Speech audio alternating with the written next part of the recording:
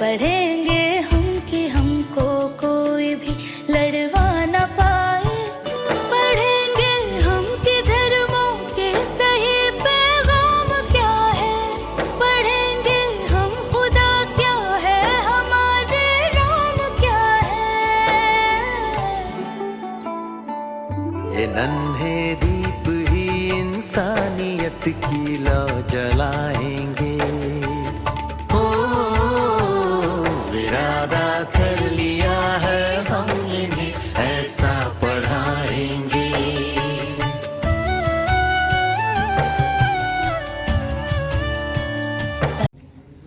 3 बार गायत्री मंत्र।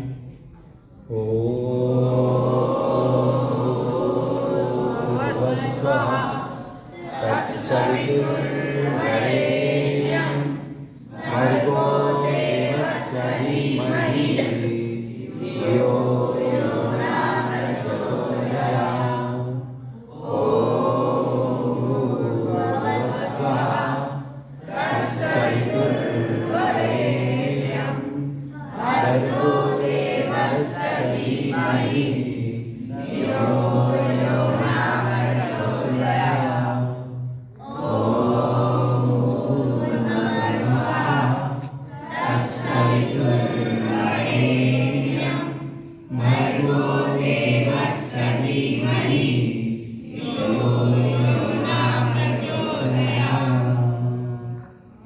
चलिए बच्चे सुनिए, आज हेल्थ एजुकेटर की जो क्लास है, अब तक कितनी क्लास हो चुकी है बेटा? आज चौथी क्लास है या 5वीं है? ठीक। पहली जो 2 क्लास थी उसमें हमारा मुख्य विषय क्या था? हमारी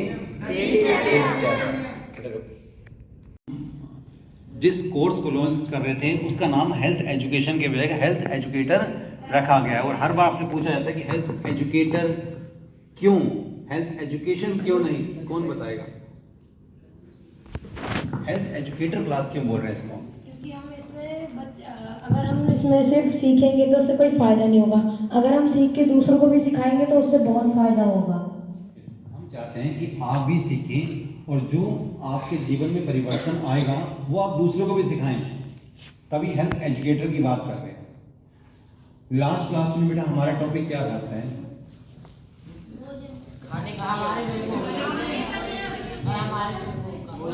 भोजन के नियम और स्वस्थ कैसे रहें पार्ट 1। लास्ट टाइम जो टॉपिक था वो स्वस्थ कैसे रहें पार्ट 1। उसमें कुछ विशेष बातें बताई गई थी। तो कोई बच्चा बताएगा कि कौन सी विशेष बात आपने जीवन में धारण किया है या जीवन में कुछ आपने परिवर्तन किया है, कुछ चेंज किया है, कोई ऐसी चीज आपने से किसने कुछ किया है? हाँ जी, क्या किया बेटा आपने बताओ? हाँ जी, देखो कितनी अच्छी बात किया है। एक बार जोर से क्लैपिंग करो उसके लिए।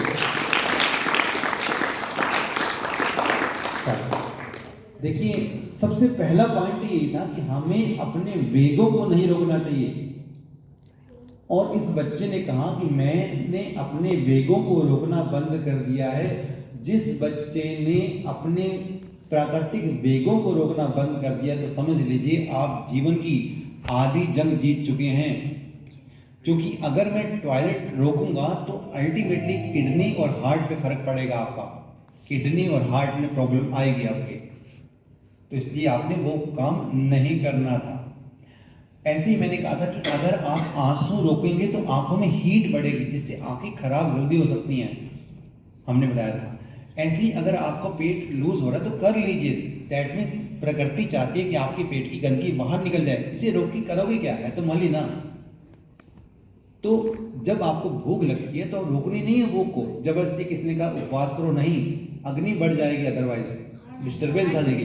तो भूख लगे तो खाना खा लो, प्यास जब लगे तो पानी पी लो, नहीं लगे तो मत पियो। जितनी प्यास है उतना पानी पी लें। तो इस प्रकार के कुछ हमने कॉन्सेप्ट बताए थे वेगों के बारे में। तो आप में से किस किस ने ये काम करना शुरू कर दिया, वेगों को रोकना बंद? वेरी गुड, बहुत बढ़िया, हाथ नीचे। और किसी ने कुछ परिवर्तन किया है जीवन में? हाँ जी, क्या चीज़ किया आपने लाइफ में? सर मैं पहले टॉयलेट जाता हूँ, फिर खाना खाने के बाद फिर जाता हूँ सर, रुकने के बाद थोड़ी देर रुकने के बाद। बिल्कुल, देखिए आपको बताया था खाने से पहले अगर हम टॉयलेट एक बार कर लेंगे तो अंदर की जो गैस फंसी होगी ना वो पहले निकल जाए। उसके बाद जब हम बैठेंगे तो 1 घूंट 2 घूंट पानी पी लेंगे ताकि गैस नीचे जाए। उसके बाद हम खाना खाएंगे। खाने के बीच में अगर आपको लगे प्यास वगैरह है या आप पीना चाहते हैं तो हल्का गर्म पानी आप धीरे धीरे, क्योंकि वो चटनी बन जाएगा ना तो खाना डाइजेस्ट करना इजी हो जाएगा। लेकिन अगर आप एक साथ बहुत ज़्यादा खाना खा लेते हैं ऊपर से पानी पी लेते हैं तो उसमें क्या आने वाला है, क्या हो सकता है, उसके बारे में आज एक वीडियो है वो भी आपको दिखाने वाले हैं बेटा। तो कुछ परिवर्तन आपने करने शुरू किए हैं। हाँ जी, यहाँ से किसी बच्चे ने कुछ किया परिवर्तन?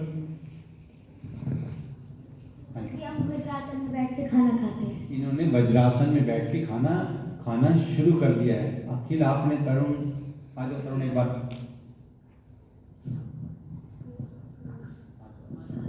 सर पहले हम ना दही के साथ खीरा और चाय के साथ नमकीन खाते थे और मैंने खुद भी खाना बंद कर दिया और अपने घर वालों को बोल दिया कि ये चाय के साथ नमकीन और ये खीरा दही हम पहले खाते थे और आज अब मेरे घर वाले नहीं खाते और मैं खाता हूँ।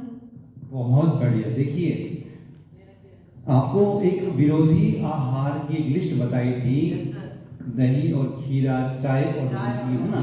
देखिए दूध और नमक तो वैसे ही जहर होते हैं ना, आपको बताया था। तो ये बहुत बड़ी गलती है। अच्छा, विरोधी आहार में कुछ और भी बताया था आपको? क्या बताया था विरोधी आहार में आपको? सर हमें ना दूध, दही अगर जैसे खट्टी है ना तो उसमें हमें दूध और घी नहीं डालना चाहिए था।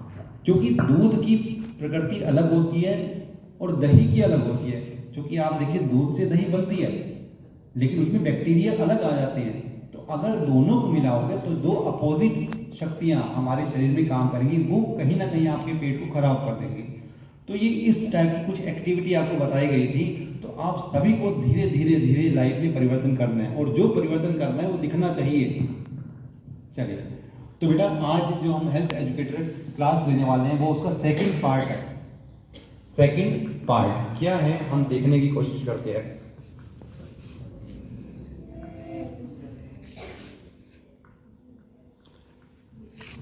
क्या है बेटा आज की टॉपिक पढ़िए एक बार अपने आप। बीमारियों के मूल कारण एवं समाधान को समझे पार्ट 2। समझो और समझाओ। अपनी अभी भी को भगाए बीमारियों के मूल कारण एवं समाधान को समझे पार्ट 2, क्योंकि पार्ट 1 हम कर चुके हैं बेटा। देखिए हमारी जो बीमारियां हैं वो कहाँ से स्टार्ट होती हैं, कहाँ प्रारंभ होती हैं, कारण क्या है, हम धीरे धीरे चीज़ों को और डीप लेके जा रहे हैं। पहले हमने केवल दिनचर्या नॉर्मल सा बता दिया, उठना कितने बजे है, खाना कितने बजे है, किस तरीके से बैठना है, वज्रासन में बैठना है, सोने की दिशा का नियम, छोटी छोटी चीज़ें ताकि आपको समझ आ जाए। फिर हम थोड़ा सा और डीप गए, थोड़ा भोजन के बारे में आए। उसके बाद हम धीरे धीरे जब क्लासेस बढ़ेंगे तो आपकी समझ बढ़ रही है, आप उन चीज़ों को पकड़ पा रहे हो। तो हमने आपको थोड़ा सा वेगों के बारे में बताया, आखिर बीमारियाँ स्टार्ट कहाँ से होती हैं।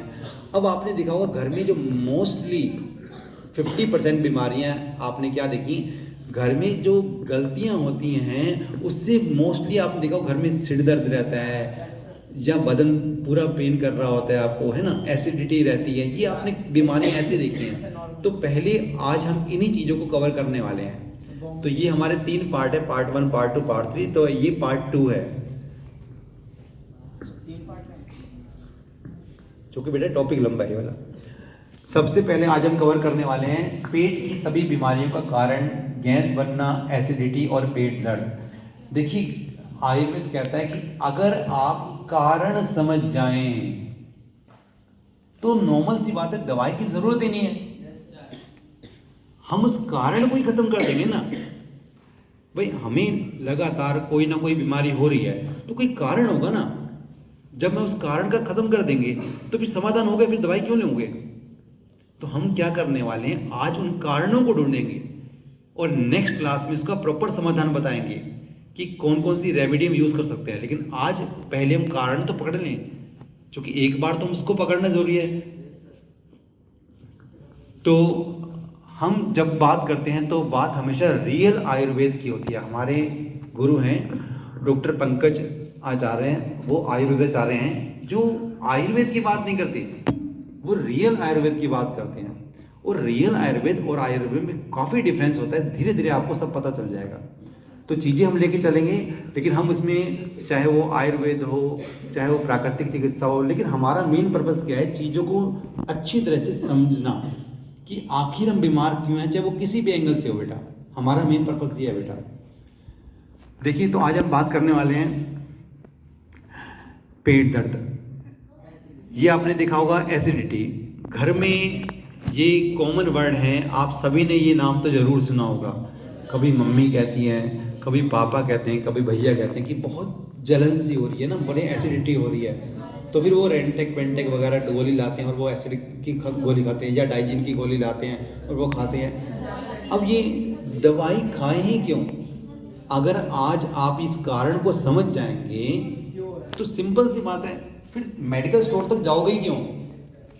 हम अगर कारण समझ जाएं तो कारण का ही समाधान कर देंगे ना।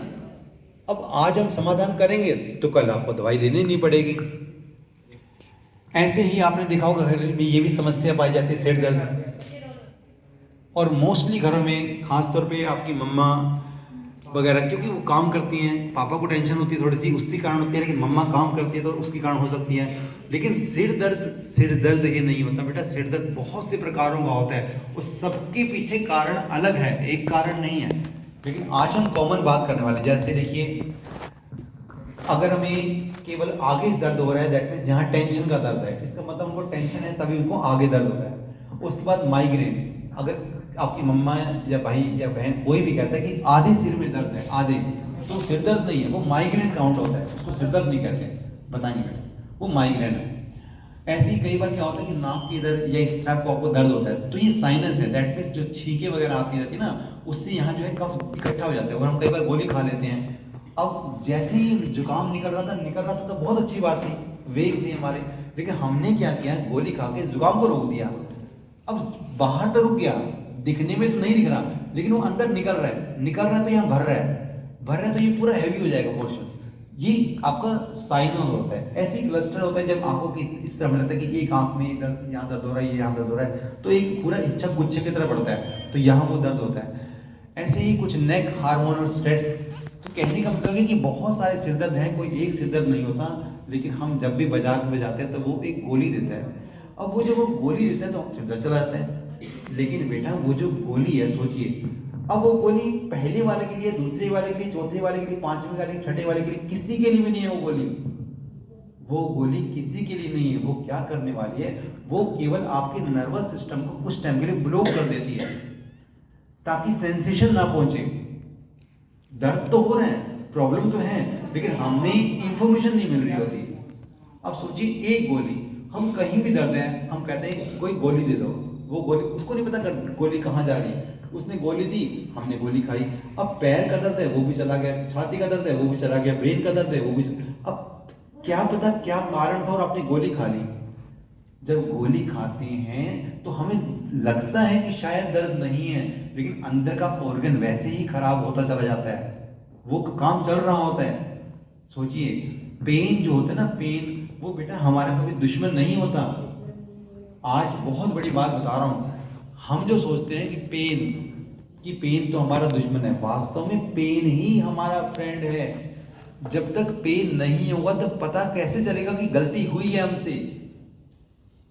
हम कहें कि लीवर अचानक खराब हो गया, किडनी अचानक खराब हो गई, नहीं होती बेटा कभी खराब, वो बहुत बहुत बहुत लंबे साल तक आपको पेन देती है। लेकिन हम समझदार हैं, उस पेन की दवाई खा लेते हैं। हमें लगता है कि अब तो पेन चला गया, पेन चला जाता तो अगले दिन फिर क्यों आता, फिर गोली खाते हैं, फिर चलता, फिर क्यों आता। वो बताने आया है कि देखिए समस्या स्टार्ट हो गई है, अब आप समाधान कर लीजिए। अगर एसिडिटी की गोली हम लगातार 17 साल तक खाएंगे तो अल्टीमेटली 17 साल बाद आपका लीवर अपने आप फेल हो जाएगा।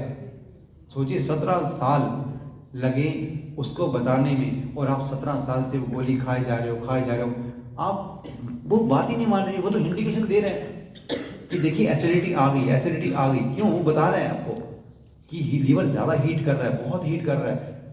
लेकिन हम क्या कर रहे हैं, उस हीट को छुपाने की कोशिश कर रहे हैं। क्यों छुपा रहे हो? आप उस हीट का कारण देखो ना, वो ठंडा कर दो, काम खत्म, तो हीट आएगी नहीं। अब हमारे पैरों में अगर सूजन आ जाती है या पैर बहुत फूल जाते हैं, हाथ बहुत फूल, इसका मतलब क्या है कि यहाँ पर पानी भर रहा है, हम उसकी गोली नहीं खाएंगे। इसका मतलब किडनी पानी ज़्यादा निकाल रही है और रिवर्स हो नहीं पा रहा है पानी, तो पानी अंदर अंदर भरे जा रहा है। तो इसका मतलब कहीं ना कहीं किडनी में समस्या थी और हम तो गोली खा रहे हैं। सर दर्द हो रहा है तो एक कारण है, आप ढूंढें कि सर दर्द क्यों हो रहा है। टेंशन से हो रहा है तो टेंशन रिमूव करें, उसके लिए आप योगा करें, प्राणायाम करें, अच्छी अच्छी बातें करें, टेंशन खत्म हो जाती है। साइनस हो रहा है तो आप जुकाम रोको ही मत, साइनस ठीक हो जाएगा, साइनस ठीक, अपने आप ही ठीक हो जाएगा अपने आप ही। तो ये छोटे छोटे कॉन्सेप्ट्स हैं, छोटी छोटी चीजें हैं। तो अगर हम इन सब कॉन्सेप्ट को समझ जाएंगे तो नॉर्मल सी बात है कि ये समस्या भी आपके लिए भयंकर नहीं हो पाएगी। लेकिन हम एक बार दवाइयों के जाल में फंस जाते हैं तो फिर पूरी जिंदगी फंसे रहते हैं। धीरे धीरे हमें क्या करना है, चीजों को कंट्रोल करना है। ऐसे ही आपने देखा होगा गैस बनती है।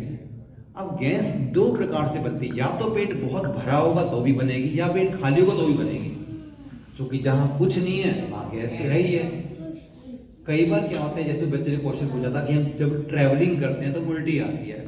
अगर बिल्कुल पेट खाली है तो भी उल्टी आएगी, बिल्कुल भरा है तो भी उल्टी आएगी। क्योंकि जब पेट खाली होता है और हम ट्रैवलिंग में करते हैं और जंप मारती है, हमारी बस चलती है या दौड़ती है, तो क्या होता है और गैस बढ़ती है, स्पीड बढ़ती है। तो गैस बढ़ते बढ़ते क्या है, उसको ऊपर जाता है, जिसके कारण उल्टी होती है, खट्टे डकारना शुरू हो जाते हैं। और कई बार हम बहुत ज्यादा खा के बैठ जाते हैं तो खाना बहुत जगह तो मिलती नहीं है और धीरे धीरे फ्लक्चुएट करता है, तो वहां भी गैस है। तो हमें उस कारण को ढूंढना क्यों बन रही है। तो आज हम गैस के बारे में बात करने वाले हैं। तो हमने पहले कहा कि हम एसिडिटी के बारे में बात करेंगे, हम पेट दर्द के बारे में बात करेंगे, हम गैस के बारे में भी बात करेंगे और सिर दर्द के बारे में भी आज हम बात करने वाले हैं। देखिए कई बार में कॉन्स्टिपेशन हो जाता है। भाई कॉन्स्टिपेशन हो गया, क्यों हो गया? कहीं ना कहीं गलती की थी आपने, कहीं ना कहीं हमने कुछ गलती की है ना। तो हम उस गलतियों को समझने की कोशिश करेंगे। अगर वो गलती पकड़ में आ गई तो ये समस्या भी खत्म हो जाएगी। तो धीरे धीरे धीरे हम एक एक करके उन समस्याओं की जड़ तक पहुंचेंगे और आपको सिर्फ कारण बताएंगे पहले इस क्लास में, समाधान नहीं बताएंगे। क्योंकि कारण को ही तो खत्म करना है। जब कारण खत्म तो निवारण तो अपने आप ही हो जाएगा।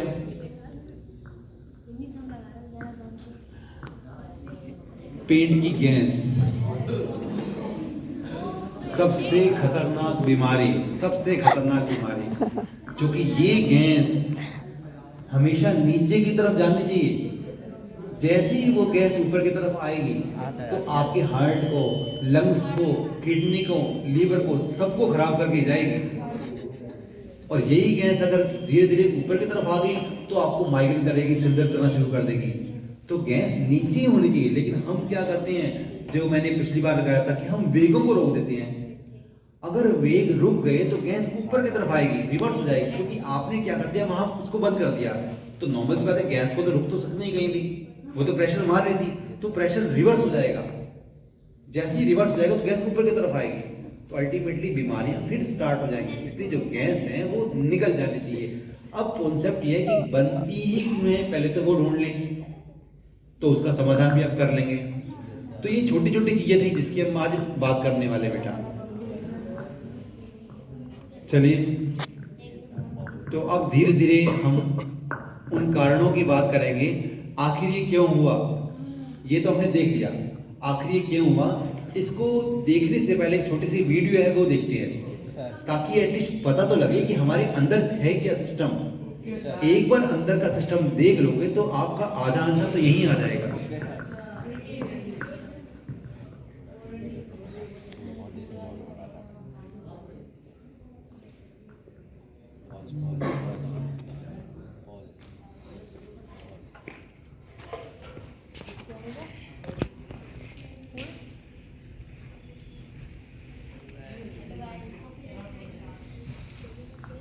अनिकेत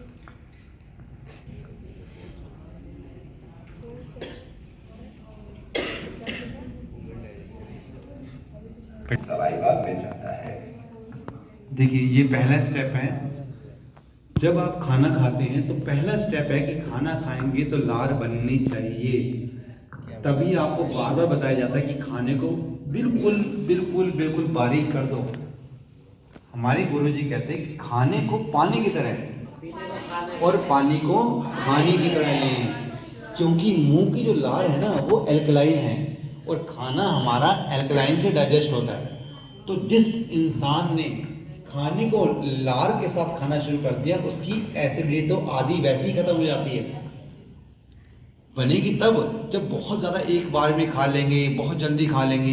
हम तो बहुत धीरे खाएंगे, लार मिक्स कर करके खाएंगे, तो एसिडिटी बनेगी ही क्यों। तो देखिए, तो पहला स्टेप है जब आपका खाना आपका निवाला मुंह में जाता है करते हैं। सलाइवा में एंजाइम होते हैं जो कि स्टार्च का विखंडन करते हैं। स्टार्च एक तरह के कार्बोहाइड्रेट होता है।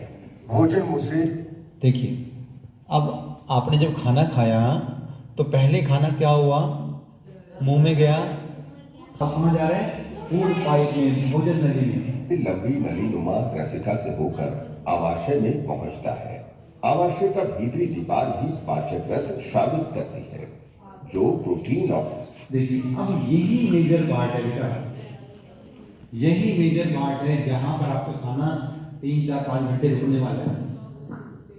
यही है, सारी बॉडी की जो गड़बड़ी होती ही यही से है। सोचिए, जब खाना ऊपर से आया था तो खाने को कहाँ जाना चाहिए, स्टमक में जाना चाहिए था, चला गया। अब स्टमक को अगर मैं पूरी तरह से फुल भर दूं तो सोचिए खाना डाइजेस्ट कैसे होगा। जैसे मान लेते हैं एक मटकी है ना, उस मटकी में हमने ये कर दिया दही पूरी भर दी और अब सोचते हैं कि उसकी लस्सी बनाए, तो नहीं, तो लस्सी बन जाएगा आराम से। सेम इसमें खाने को डाइजेस्ट तो करना है, तो आप अगर पूरा भर देंगे तो कैसे काम चलेगा।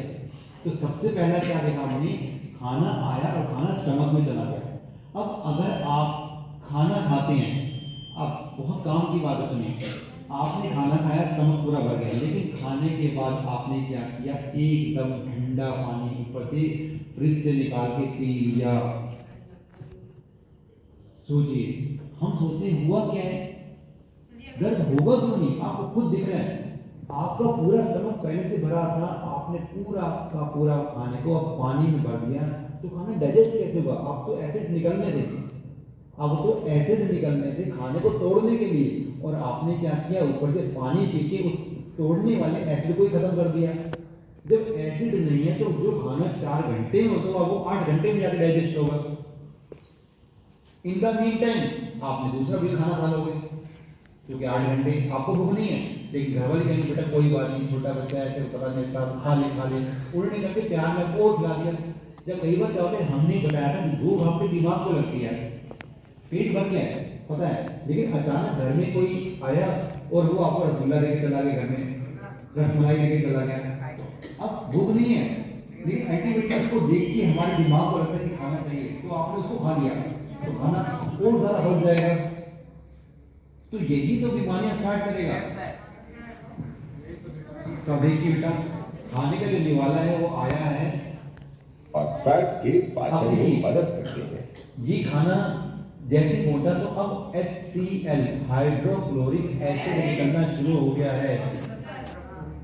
जब ये खाने को तोड़ेगा तभी तो टूटेगा। अब सोचिए कहाँ HCl निकलने वाला था और कहाँ आपने ऊपर से एकदम पानी पी लिया, तो सोचिए बेचारा HCl का क्या हालत रहेगी, वो निकल ही नहीं पाएगा, तो वो उससे डाइजेस्ट कैसे होगी। वो तो हमने पानी डाल दिया, वो तो हिसाब बराबर आपने बाहर पानी डाले, अंदर पानी डाला, तो अंदर की जो कटोरी जो स्टमक की बात कर रहे हैं वहां पे खाने ने रुकना है। तो आप जल्दबाजी मत कीजिए, पहले खाने को डाइजेस्ट होने दीजिए ढंग से, जो घंटा 1.5 घंटा डाइजेस्ट हो जाएगा उसके बाद आप पानी पीजिए, ताकि कुछ फंसा हुआ है तो वो भी चला जा सके। तो ये आपका HCl। लेकिन भोजन का आमाशय में पूरी तरह पाचन नहीं होता है। आमाशय से आधा बचा भोजन स्मॉल इंटेस्टाइन में चला जाता है। आप देखिए, खाना आ गया है, आमाशय में आ गया है, 2-3 घंटे रुकेगा, वहाँ से HCl निकलेगा, तो खाने आपने उससे कुछ गड़बड़ी नहीं की है, कोई बहुत ज़्यादा अचानक पानी नहीं पी लिया है, तो वो चीज़ें टाइम पे ही निकलेंगी। आप अगर जल्दबाजी करेंगे तो बहुत जल्दी वो खाना स्टमक से बाहर आ जाएगा, बहुत जल्दी आएगा, और बहुत जल्दी आएगा तो वो अल्टीमेटली लूज मोशन बन जाएगा। उसको पकने तो दो, खाने को प्रॉपर टूटने दो ढंग से, तो इसलिए खाने को जब खाते हैं तो बड़े आराम से रिलैक्स। सोचिए अगर मैं खाना पहले ही, जो मैंने फर्स्ट डे बताया था कि हमने बाइट को छोटा कर करके खाया है, तो सोचिए HCL को टाइम ही कम लगेगा थोड़े देर में। और यही मैं बहुत मोटे मोटे टुकड़े खा रहा हूँ, कुछ ब्रेड पकौड़े खा रहा हूँ, या कोई भी चीज़ बहुत बार में एक बार ले रहा हूँ, या पिज्ज़ा बर्गर ले रहे हैं, तो टूटेगा ही नहीं। वो टूटने उससे भी कहीं ज़्यादा टाइम लगाएगा। लेकिन अगर रोटी की बाइट छोटी थी, उसको भी मैंने चबा दिया पहले ही, तो सोचिए HCL इतने से HCL से काम चल जाएगा और आपका खाना इजीली डाइजेस्ट हो जाएगा। आप देखिए, हमने माना कि आपने उस तरीके से फॉलो किया है। स्मॉल इंटेस्टाइन में मौजूद पाचक रस। देखिए, पहला जो होता है वो होता है स्टमक, जिसे अमाशय बोलते हैं। नंबर 2 जो आपको पाइप दिख रहा है वो आपकी ग्रहणी है। क्या है? ग्रहणी है। ग्रहणी को संग्रहणी भी बोलते हैं, जो खाने को ग्रहण करती है। वहां पर खाना टूटेगा, याद रखिए, वहां खाना पचेगा नहीं, वहां तो सिर्फ टूटा है। लेकिन अब स्टमक से बाहर निकला और वो सेकंड लेवल आपको दिख रहा है वो ग्रहणी है। एग्जैक्टली यही खाना आएगा। जब ये खाना आएगा तो इसमें HCL मिली हुई है, लेकिन HCL अगर छोटी आंत में चल जाएगी तो पूरी आंतों को जला देगी। तो अब इस HCL को न्यूट्रलाइज करना है, जो एसिड है उसको खत्म करना है। तो देखिए एसिड कैसे खत्म होगा, ये प्रक्रिया बहुत काम के, ध्यान से देखना था इसको, बहुत आराम से। भोजन का विखंडन करने लगते हैं। लिवर एक रसायन। अब देखिए, खाना आ गया, लेकिन वो खाने में फिलहाल स्टमक ने अपना, क्योंकि HCL छोड़ा तोड़ने के लिए, अब HCL ने क्या किया, खाने को तोड़ दिया, पकाया नहीं है। पकेगा सेकंड स्टेप पे। कैसे? जैसे ही अब वो खाना आया तो खाना आपकी ग्रहणी में आ गया। अब जो खाना आया तो अब इसके अंदर लीवर अपना जो बाइल जूस है वो छोड़ेगा। जैसे ही लीवर बाइल जूस छोड़ेगा तो उस खाने को HCL को न्यूट्रलाइज कर देगा, फिर उसको नॉर्मल बना देगा। क्योंकि अगर HCL अंदर चला गया तो चीजों को जलाएगा।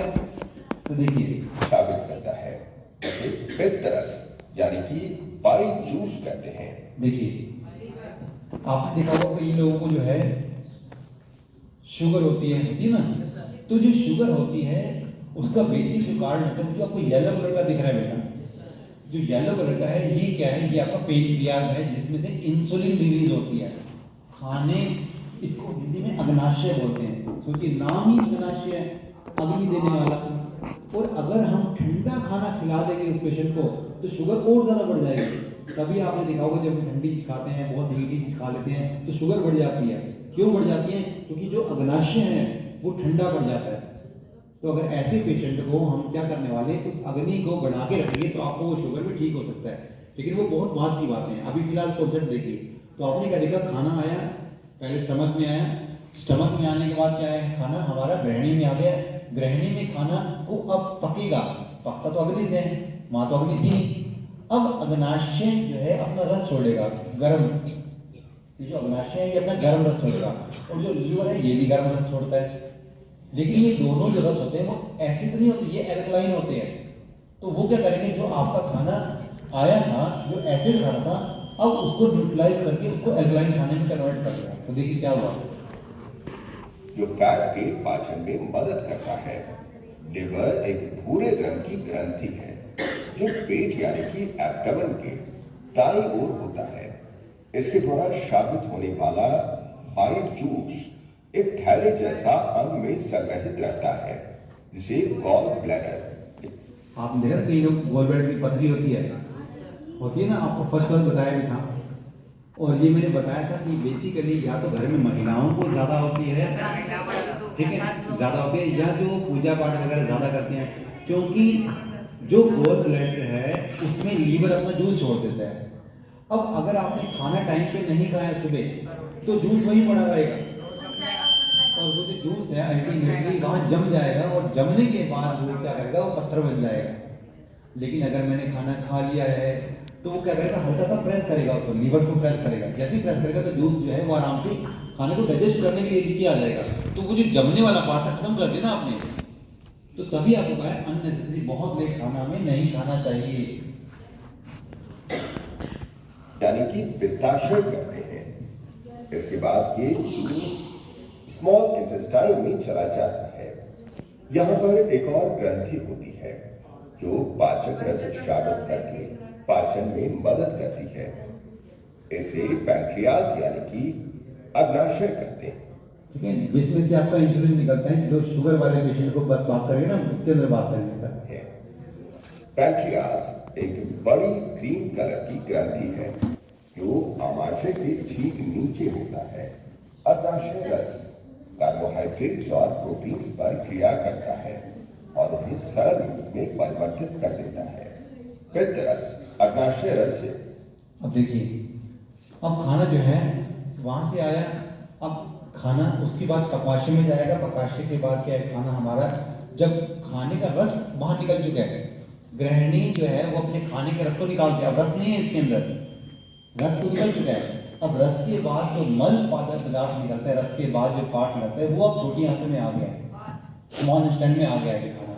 अब यहाँ जो खाना है वो धीरे धीरे क्या है, वो मल में कन्वर्ट होता है। देखिए इंटेस्टाइन में इस छोटे से जितने भी खाने में पोषक तत्व है यहाँ एब्जॉर्ब किया जाता है। जूस और अग्नाशय रस में शर्करा या कार्बोहाइड्रेट्स, प्रोटीन और फैट्स को विघटित करने वाले एंजाइम्स होते हैं।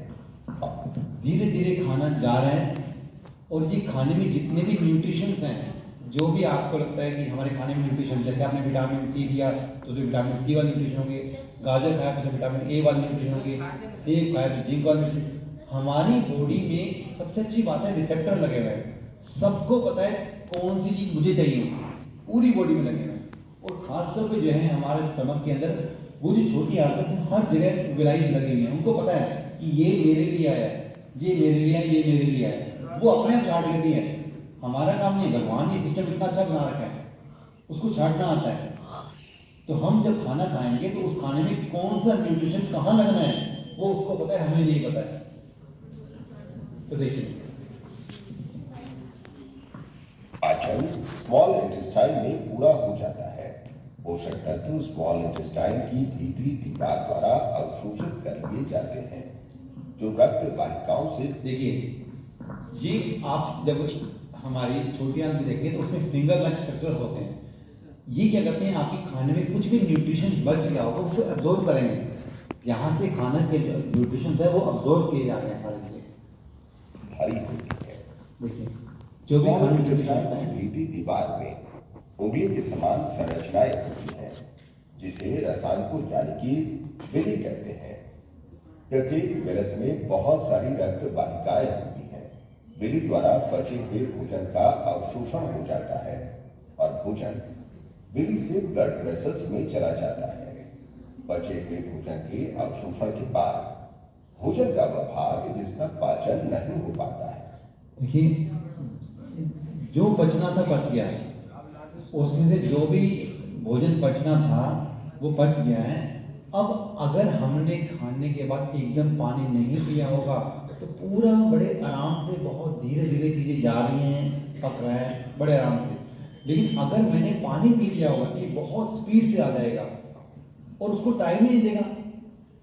फिर हम कहते हैं कि हम बड़े नहीं होते, खाना लगता नहीं है, खाना बचता नहीं है, बॉडी ताकतवर नहीं होती। कैसी होएगी? आपने तो खाने का नियम ही पालन नहीं किया है। अगर खाने का नियम पालन करेंगे, उसको टाइम देंगे बचने के लिए, तभी तो न्यूट्रिशन होगा। और आपने क्या किया, जल्दी जल्दी में खाना खाया, खाना खाते पानी पी लिया, तो पूरे न्यूट्रिशन की बजाय आने की बजाय वो आगे चला गया। तो सोचिए फिर स्वास्थ्य बनेगा कैसे? तो आपने देखा होगा घर में कई बार कि कहते हैं इसको जितना मर्जी खिलाएं लगता ही नहीं है, तो उसका कारण पता लग गया होगा आपको कि आप जब खाना खाते हो, खाने का एक नियम है, आप उस नियम का पालन करेंगे। आप खाने के बाद एकदम पानी पी लेंगे तो कैसे लगेगा खाना? डाइजेस्ट नहीं हो पाएगा। तो खाने के अंदर जो न्यूट्रिशन है वो पूरी तरह से मिलने चाहिए। अब देखिए खाना क्या करने वाला है, छोटी आंत को क्रॉस कर चुका है, अब वो कहा बड़ी आंत में आ गया। लार्ज इंटेस्टाइन में चला जाता है। लार्ज इंटेस्टाइन इसमें से पानी अवशोषित कर लेता है। अब इसमें जो भी पानी बचा होगा, हमें लगता है कि वो पानी काम आ सकता है, तो हमारी बॉडी उसको अब्जॉर्ब कर लेती है ताकि जो मल है वो प्रॉपरली आए। ऐसा ना हो कि लिक्विड बन के आ जाए। पानी के अवशोषण के बाद अपचित भोजन अर्ध ठोस यानी कि सेमी सॉलिड हो जाता है। लार्ज इंटेस्टाइन के अंत में स्थित थैलीनुमा संरचना रेक्टम में जमा हो जाता है। इस अपचित भोजन अब ये जो खाना है वो हमारा रेक्टम में जमा हो गया है। अब अगर हमारे रेक्टम तक आते आते पानी बचा ही नहीं है तो हमें वो कॉन्स्टिपेशन में कन्वर्ट कर देगा, क्योंकि आपने क्या किया, पहले ही पानी कम पिया। ऊपर से कई बार क्या होता है, हम तली भुनी सूखी चीजें खाते हैं, कई बार गैस वाली चीजें खाते हैं, तो पानी पहले ही कम है, पानी पहले ही कम था। ऊपर से क्या कर दिया आपने, पानी को सुखाने वाली चीजें ले ली, तो रेक्टम आते आते पानी बचता ही नहीं। जब बचता नहीं तो कॉन्स्टिपेशन हो जाएगा। पता लगे कॉन्स्टिपेशन क्या होता है? भाई कॉन्स्टिपेशन का कारण तो फिर आप ही बने ना। अब सोचिए, अगर मैं फल फ्रूट वगैरह खाता रहूं तो पानी की पूर्ति तो अपने आप हो जाएगी, प्लस न्यूट्रिशन भी मिला है, तो कॉन्स्टिपेशन कैसे होगा? और हम कहें कि हम फिर रोटी ही खाते रहे, सब्जी ही खाते रहे, दाल भात ही खाते रहे, और इस टाइप के जो भगवान ने क्या करते वो खाए ना, तो कारण तो हम खुद हैं। और फिर हम भागते हैं डॉक्टर के पास कि हमें कॉन्स्टिपेशन हो रहा है, पता नहीं हमारी गैस क्यों बन रही है, क्योंकि आपने खाने को टाइम नहीं दिया, पता नहीं पेट क्यों फूल रहा है, क्योंकि आपने तो पानी पी लिया। तो कारण तो आप हो रहे हो ना, और फिर हम समाधान के लिए किसी और को ढूंढते हैं। तो आज हम उन कारणों की ही बात करने वाले हैं बेटा।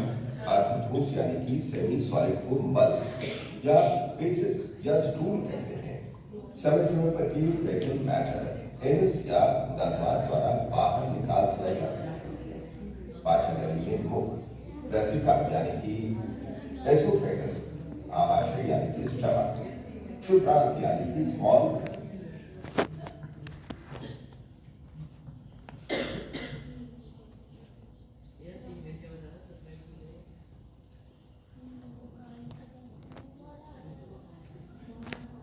खाना क्या होता है? पहले खाना कहाँ जाता है? जब मुंह में खाना गया तो खाने को हमने क्या किया, उसमें लाल मिक्स हुई, खाने को तोड़ते रहे, उसमें लाल मिक्स हो गई। जब लाल मिक्स हो गई तो खाना क्या हुआ? फूड पाइप में, फूड पाइप के बाद खाना स्टमक में चला गया, स्टमक में 2-3 घंटे इस खाने को रहना है। उसके बाद क्या हुआ? छोटी आंत में चला गया खाना, छोटी आंत में खाने का जो न्यूट्रिशन है वो अब्जॉर्ब हो गया होगा। उसके बाद लार्ज में जो बचा हुआ पानी है वो क्या हुआ? पीछे और बच्चे बेटा सीधे बैठो। उसके बाद बड़ी आंत में चला गया, बड़ी आंत में जो भी पानी का न्यूट्रिशन है वो हो जाएगा और बचा हुआ जो पानी है वो अब्जॉर्ब करने लगेगा। और अगर वहां पानी की कमी पड़ गई तो आपको कॉन्स्टिपेशन हो जाएगा बेटा, ठीक है। अब ये तो हमने वीडियो देखा, अब एक एक करके इन कारणों को थोड़ा डीप से पढ़ते हैं। ये तो हमने कॉन्सेप्ट देख लिया। बेसिकली कारण क्या है, जब भी आपको बताया जाता है तो आप उसको क्या करें, प्रैक्टिकल अपने आप से रिलेट करें। क्योंकि समस्याएं आपने अपने परिवार में देखी हैं, आप छोटे नहीं हो, आप छोटे नहीं हो कि आपने नहीं देखा हो कि मम्मी को सिर दर्द होता है तो कितना परेशान होती है, पापा को होता है पेट में तो कितना परेशान होती हैं, गैस बनते तो कितना परेशान होते हैं। छोटी सी चक्कर में हम डॉक्टर के पास जाते हैं और वो फिर आपको डॉक्टर क्या करते हैं, ये दवाई ये दवाई ये दवाई ये टेस्ट वो टेस्ट, जबकि कारण आप खुद थे। और क्यों थे? क्योंकि आपको ज्ञान नहीं था। तो ये जो क्लास हम दे रहे हैं वो किसके लिए दे रहे हैं? इसलिए दे रहे हैं ताकि एटलीस्ट आप उस कारण को समझ जाएं। एक बार आप उस कारण को समझ जाएंगे तो आप अपने घर में जाके मम्मी पापा भाई को दिखा सकते हैं।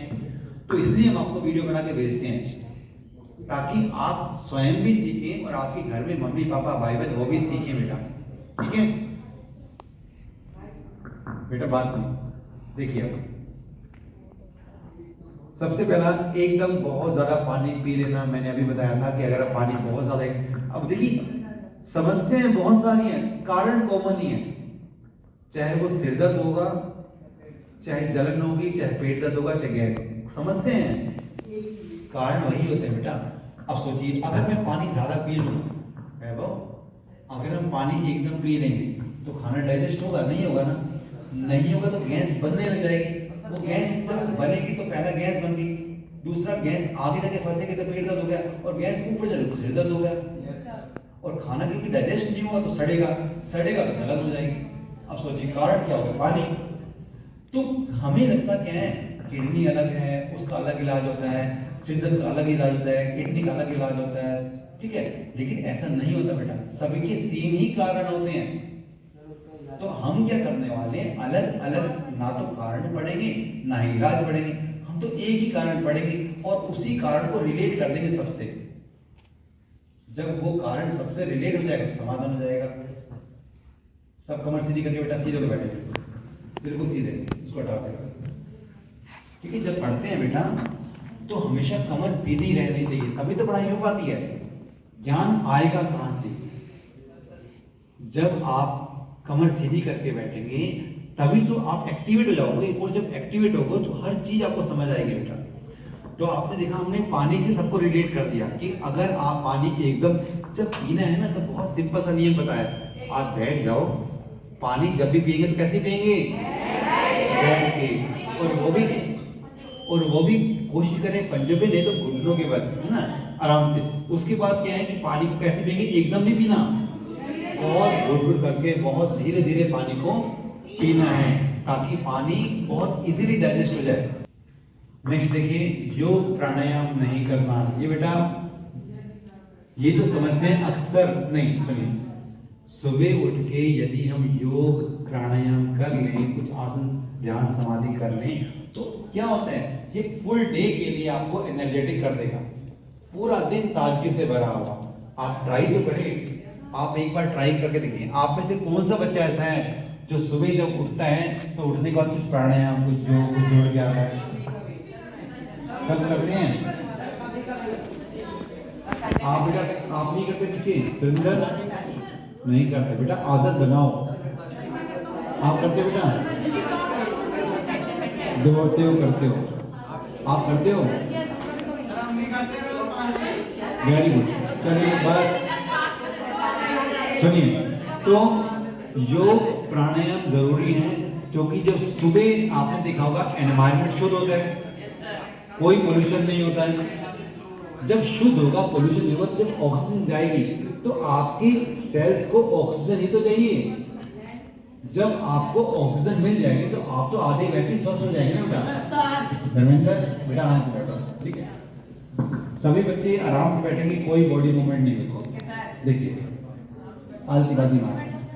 आगे देखिए, प्रतिदिन शरीर की सफाई नहीं करना, प्रतिदिन शरीर की सफाई नहीं करना।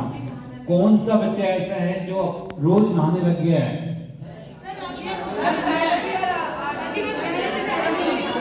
चलिए करण, आप रोज नहीं नहाते? चलिए बस एक ही बात, बस सुनिए बेटा, सर्दी हो या गर्मी हो, नहाते किस लिए है? देखिए, हम सोचते हैं कि सफाई नहीं बेटा, शरीर के जितने भी सेल्स है ना, वो फ्रेश हो जाएंगे। आपको पहले से बताया था, नहाने मतलब मिट्टी साफ करने से मतलब नहीं है। आप जब नहाएंगे तो पूरी बॉडी को रगड़ रगड़ कर नहाएंगे, और पूरी बॉडी की सेल है वो क्या हो जाएगी? एक्टिवेट हो जाएगी, और आप अपने आप कैसा फील करेंगे?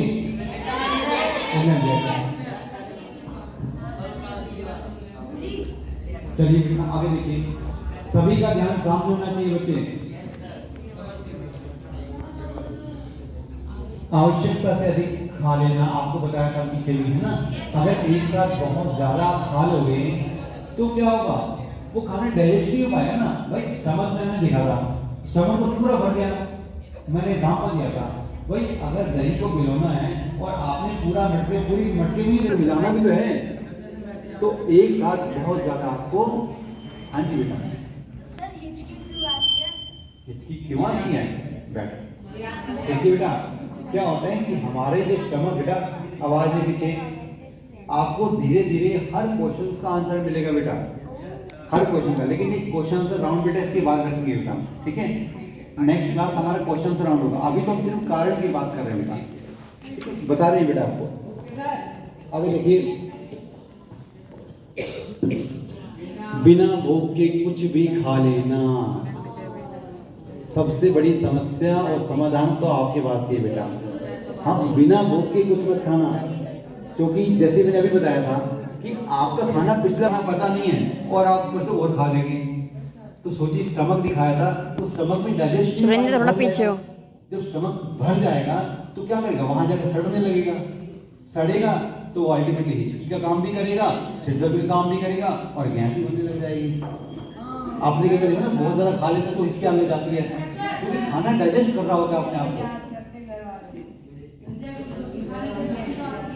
आगे पढ़िए अपने आप, ठंडा पानी पीना है, पानी का बहुत बिल्कुल। देखिए यदि हम ठंडा पानी पिएंगे, देखिए गर्मियां हैं तो नॉर्मल ठंडा चल जाता है लेकिन ज़्यादा नहीं, क्योंकि हमें पता है हमारी बॉडी के अकॉर्डिंग हमारा जो टेम्परेचर है वो कितना रहना चाहिए स्टमक का। भाई 37 डिग्री सेल्सियस मैक्सिमम 38 तक ले जाओगे, और अगर फॉरेनहाइट में मेजर करेंगे तो 98.7। लेकिन अगर आपने 10 डिग्री या 5 डिग्री का ठंडा पानी पी लिया तो सोचिए स्टमक तो पूरा ठंडा हो गया ना, अब वो अपनी एक्सेल कैसे निकाल पाएगा। आप अगर खाना खाते हैं और खाना खा लिया, आपने मोस्टली देखा होगा कई बार मम्मी पापा के साथ हम होटल जाते हैं, रेस्टोरेंट जाते हैं तो पहले ही खाना खा लेते हैं और खाते ही कहते हैं पापा मुझे कोल्ड ड्रिंक दे दो। सोचिए हम तो पानी की बात कर रहे हैं और बच्चे तो कोल्ड ड्रिंक मांगते हैं, जहर जिसमें पानी नहीं, जिसमें कार्बन डाइऑक्साइड बैठे हैं। और कुछ बच्चे तो समझ आ रहे हैं कि ठंडी कोल्ड ड्रिंक और बाद में आइसक्रीम भी चाहिए उनको। तो ये कितनी खतरनाक बात है बच्चे। आपको खाना है तो आप खा सकते हो, आप पहले बेटा आप खाना चाहो खा सकते हो, लेकिन आप पहले खाना खा लें, 1-1.5 घंटा खाने डाइजेस्ट हो जाएगा, स्टमक एडजस्ट कर लेगा उसको, फिर आप खा लेना। मना नहीं कर रहे, आप उसके बाद खा सकते हो ना, या उसके पहले खा लेना। लेकिन ये नहीं कि आइसक्रीम खाते ही खाना खा लो, तो भी तो एसिड निकलना बंद हो जाएगा ना। हम सोचते हैं तो बाद में करते, पहले खाया है, लेकिन एसिड तो फिर भी अपने चांस नहीं दिया ना, स्टमक को ठंडा कर दिया, फिर आप खाना खा रहे हो तो वो तो गर्म वैसे नहीं हो पाएगा। तभी मैंने फर्स्ट डे बताया था, जब खाना खाओ नीचे बैठ जाओ, पंखा उनका सब बंद होना चाहिए, गर्मियों में भी बंद होना चाहिए, फिर खाना खाओगे तो बहुत जल्दी डाइजेस्ट होगा। बच्चे क्या बात करो बेटे, क्या बात है, बिना भूख के कुछ भी खा लेना। नेक्स्ट है ठंडा पानी पीना, घी तेल का प्रयोग करना। देखिए सर्दियों का टाइम है, मैंने बताया था सर्दियों का टाइम है तो आप थोड़ा सा जो है ना, क्योंकि सर्दियों में क्या होता है कि ठंडी हवाएं चलती हैं, ठंडी हवाएं सूखा बनाते हैं, कईयों के होठ फट जाते हैं, ठीक है, कहीं तो हमारी प्रकृति हमें दिखाती है कि इस बॉडी के अंदर कमी हो गई है किस चीज की, लिक्विड की, तेल की, चिकनाहट की, और हम क्या करते हैं गोलियां लेते हैं। बेटा बाहर से काम नहीं चलेगा, आपको स्टमक इंडिकेशन कर रहा है, बॉडी इंडिकेशन दे रही है कि चिकनाहट कम हो गई है, तो आप उस चिकनाहट को बढ़ाओ। और मैंने बताया था कि सरसों के तेल का हिचकी क्यों आती है, घी से भी अच्छा है, घर वाले याद करते हैं। और पूरी बॉडी में अगर आप लगाना शुरू कर दें, और कम से कम सप्ताह में 3 बार तो आप जब नहाते हैं तो आप ये तेल लगाएं, तो फिर देखिए कि आपका जो प्रॉब्लम है वो अपने आप ही समाधान हो जाएगा। तो इससे खाने में भी प्रयोग करना है और लगाने में भी प्रयोग करना है। पैक्ड फूड जैसे चिप्स, कुरकुरे, लेज, मैदे, बेसन आदि के जमे वस्तुओं का ज्यादा प्रयोग करना। देखिए वो सोच के देखिए, सबको भगवान ने दिमाग दिया है, जब मैं लेज को कुरकुरे वगैरह खा रहा हूँ तो अंदर के पानी को सुखाएंगे या बढ़ाएंगे? और प्लस क्योंकि उसमें बहुत ज्यादा नमक भी होता है और मिर्च टाइप भी होता है, तो वो तो और पानी को सुखाएगा।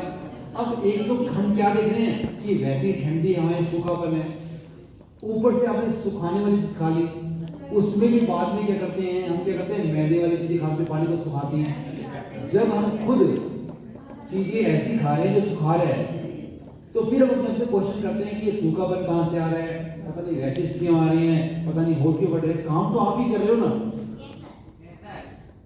यही गलती तो आपको बतानी है, गलती हो कहाँ रही है। हमारी जो क्लास है उसका उद्देश्य क्या है, उन गलतियों को ढूंढना। हम आपको समाधान कुछ भी नहीं बता रहे, अभी तक मैंने आपको कोई भी समाधान नहीं बताया, हम तो सिर्फ बता रहे कारण क्या है। पहले कारण तो पकड़े, जब हम कारण को ही उल्टा कर देंगे तो समाधान तो वैसे ही आ जाएगा। हम क्यों किसी दुकान पे जाएंगे सामान लेने, दवाई लेने के लिए। अब दवाई लेने का कॉन्सेप्ट क्या, वही हो गया कि एक मटका है, उसमें छेद है और हम पानी भर रहे हैं। अगर हम उसमें पानी मतलब दवाइयां डालते रहेंगे और छेद तो बंद ही नहीं किया, तो पहला काम है उस कारण को, छेद को बंद कर देना। तभी आपको कहते हैं जब भी आप दवाई लेते हो कहते हैं परहेज रखो, परहेज रखो। तो परहेज का मतलब वो जो कारण है वो खत्म करो। आगे देखिए बेटा। हाँ चलिए बेटा आगे देखते हैं। सर्दी में ठंडी सूखी चीजें खाना, अभी बताया था मैंने, ठंडी या सूखी खाओगे तो वो बेटा गैस को बढ़ाएगी, क्योंकि जो चीज सूख जाएगी, अगर हम ठंडी या सूखी चीज खाएंगे तो सोचिए जो अभी हमने देखा था स्मॉल इंटेस्टाइन वहां फंसेगी ना जाके। सोचिए अगर मैंने मैदे वाली चीज खाई है, बेसन वाली चीज खाई है, ये ठंडी या सूखी चीज खाई है, तो वो क्या इजीली डाइजेस्ट हो पाएगी? नहीं हो पाएगी। जब डाइजेस्ट नहीं हो पाएगी तो कहीं तो अटकेगी, और जब वो जहां भी अटकेगी समझ लो वहां पर आपका दर्द होना शुरू हो जाएगा। तभी मैंने आपको बताया था एक बार, अगर कहीं भी दर्द होता है, आपकी मम्मी घर में क्या करती है, सरसों का तेल लेती है, गर्म करती है, उसमें कुछ लहसुन वगैरह डालती है और लगा देती है। वो क्यों दर्द ठीक होता है? क्योंकि वहां जाके सूख गई थी, वहां ऑक्सीजन सप्लाई नहीं हो पाएगी, वो नली वहां ब्लॉक हो गई। तो आपने क्या किया, जैसे ही वहां लगाया तो अल्टीमेटली चीजें खुल गई, और चीजें खुल गई तो चीजें ने रास्ता छोड़ दिया, रास्ता खाली हो गया तो वहां से गैस निकल गई, आपका दर्द ठीक हो गया। तो कोई बहुत बड़ी साइंस थोड़ा है, रॉकेट साइंस नहीं है, लेकिन आप समझोगे तो आपको बहुत इजी लगता है। इतना सा कारण था। और जब दर्द होता है भागते हैं और डॉक्टर इतना बड़ा पर्चा बना के देता है, फिर लगता है अच्छा इतनी बड़ा कारण था। तो कारण इतना होता है, लेकिन उसको इतने को इतना हम कर देते हैं। तो गलती आपको बचपन में ही पता लग जाएगी। बुझिए, आप छोटी सी क्लास में अगर इस छोटी सी उम्र में आपको गलती पता लगी तो पूरी जिंदगी बढ़िया, पूरी जिंदगी आपके पास है। आप खुद भी स्वस्थ रह सकते हैं, अपनी मम्मी पापा को स्वस्थ रख सकते हैं, अपने परिवार को स्वस्थ करते हैं, अपनी आने वाली पीढ़ियों को स्वस्थ कर सकते हैं। तो कितनी बड़ी बात आप सोचने वाले हैं। और जो चीजें आपको बताई जा रही हैं आप कहीं भी सर्च कीजिए, किसी भी किताब में नहीं मिलेंगी, सिर्फ किसी किताब में नहीं है बेटा वो चीजें। बोतल दे दो। इसके लिए आपको मेहनत करनी पड़ेगी, ज्ञान को ढूंढना पड़ता है बेटा। ज्ञान गुरु के बिना नहीं मिलता। हम भी गुरु की शरण में जाते हैं तो हमें वहां ज्ञान मिलता है बेटा। राम ठीक है बेटा। चलिए, सबका गुरु होता है बेटा, सभी का गुरु होता है बेटा, क्योंकि गुरु के बिना ज्ञान नहीं मिलता बेटा। चलिए, सर पर कपड़ा या टोपी नए पहनना या सर्दी में बहुत हल्की। देखिए आपने कई बार हमें सिर दर्द अचानक पकड़ लेता है, अचानक सिर दर्द होता है, अचानक नाक बहने जाती है। क्यों? क्योंकि हम आए स्कूल के अंदर, कोई टोपी नहीं पहना और मान लो बहुत सर्दी हो रही है, अचानक या किसी शब पे जा रहे हैं, ऑटो पे जा रहे हैं, स्कूटर पे जा रहे हैं, तो सीधी ठंडी हवा लगेगी। ठंडी हवा क्या करेगी? आपकी नसों को ये वॉल्यूम कम कर देगी। नसों का वॉल्यूम कम होगा तो ब्लड सर्कुलेशन कम हो जाएगा। सोचिए जो पाइप है, जो नसें पूरी बॉडी में लगी हुई हैं, उस नसों के साइज को आप कम कर रहे हो। पहले इतनी जब इतनी कर दी, जब इतनी कर दोगे तो उसमें ब्लड कैसे सर्कुलेट हो पाएगा? नहीं हो पाएगा। जब ब्लड सर्कुलेट नहीं हो पाएगा तो दर्द करेगा ना। और तब हम क्या करते हैं, फटाफट को गर्म कपड़ा लेते हैं, गर्म पानी से मसाज कर देते हैं, गर्म तेल लगाते हैं। ठीक क्यों होता है? क्योंकि जो नसें सिकुड़ गई थी ठंड से, वो आपने गर्म कर दी। तो अगर मैं पहले ही टोपी पहन लूं, अगर मुझे कहीं जाना है तो मैं हेलमेट पहनूंगा, टोपी पहनूंगा, मफलर पहनूंगा, तो क्या होगा भाई? पहनने से यही तो अच्छी बात हो जाएगी कि आपको सिर दर्द नहीं होगा। गला है, खास तौर पर गला बैठ जाता है, गला पकड़ लेता है। क्यों? क्योंकि आप सर्दी में आ रहे हो, आपने क्या कर दिया, आप मफलर डाल लो थोड़ा सा, तो क्या होगा? तो अल्टीमेटली क्या, आपको गला बैठना बंद हो जाएगा।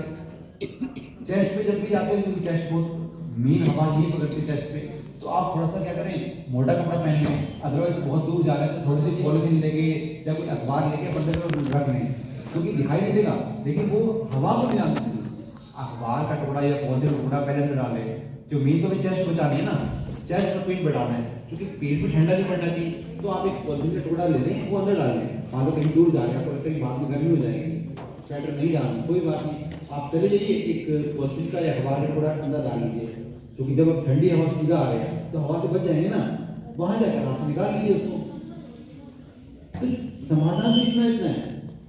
हम उस कारण की बात करें, जब समाधान की बात करें, ग्लास तो आपको बहुत अलग टाइप की मिलेगी, लेकिन पहले तो कारण की बात कर रहे हैं। कोई दो बंदे लड़ाई करते हैं, तो लड़ने के बाद कहते हैं सिर दर्द हो रहा है, बीपी बढ़ गया, क्योंकि बहुत तेज बोले ना, जब बहुत तेज बोलते हैं तो भी नसों का वॉल्यूम कम हो जाता है। जब वॉल्यूम कम हो जाएगा तो ब्लड नहीं पहुंचेगा, और जब दिमाग तक ब्लड नहीं पहुंचेगा तो सर दर्द होगा ही होगा। तो इसलिए हमें कहते हैं कि हमें शांति से बोलना चाहिए, आराम से बात करनी चाहिए, तो आपको ये दर्द की समस्या खत्म हो जाएगी। अब अगर स्टेज पे बुलाएंगे और आप डरोगे, इसका मतलब क्या हो रहा है कि आप धड़कन बढ़ती जा रही है। तब भी आपने देखा होगा कई बार, तो ये भी वो कारण है।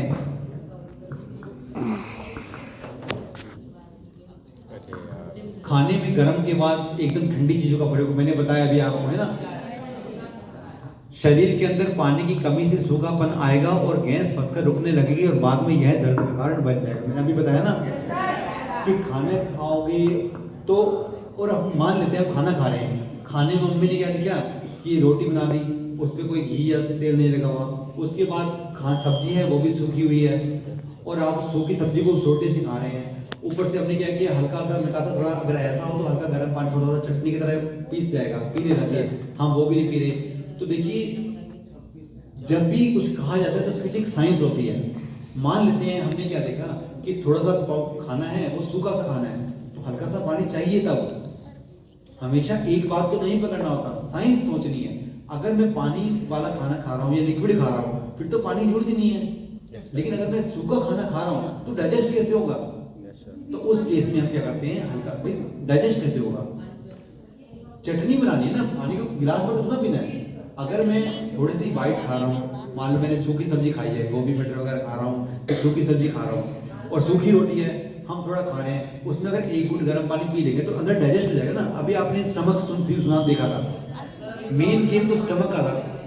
देखिए मैंने क्या बताया था, अगर आप खाने में बहुत ज्यादा पानी पी लेंगे तो खाना डाइजेस्ट नहीं होगा। लेकिन अगर मैं एक घुट पानी बीच में पी रहा हूँ तो खाने को वो तोड़ रहे ना, वो ऊपर से पानी भी कौन सा गर्म वाला, तो वो HCl को कम नहीं कर रहा, उल्टे HCl को एक्सपोर्ट कर रहा है। कुछ HCl आ जाएगी, कुछ गर्म पानी आएगा और खाने में मिक्स हो जाएगा, तो आपका खाना बहुत जल्दी टूटेगा, और जल्दी टूटेगा तो खाना डाइजेस्ट भी जल्दी होएगा। तो आगे देखिए, पेट में अच्छी तरह से साफ नहीं रहना। अभी मैंने बताया यदि पेट हमारा साफ नहीं है तो नॉर्मल सी बात है, गैस बनेगी। तो इसलिए पेट साफ रखना जरूरी है। मुंह में लार, सबसे पहले वीडियो में आपने देखा था लार बनना, लार बनेगी तो खाना क्या होगा, एल्कलाइन हो जाएगा।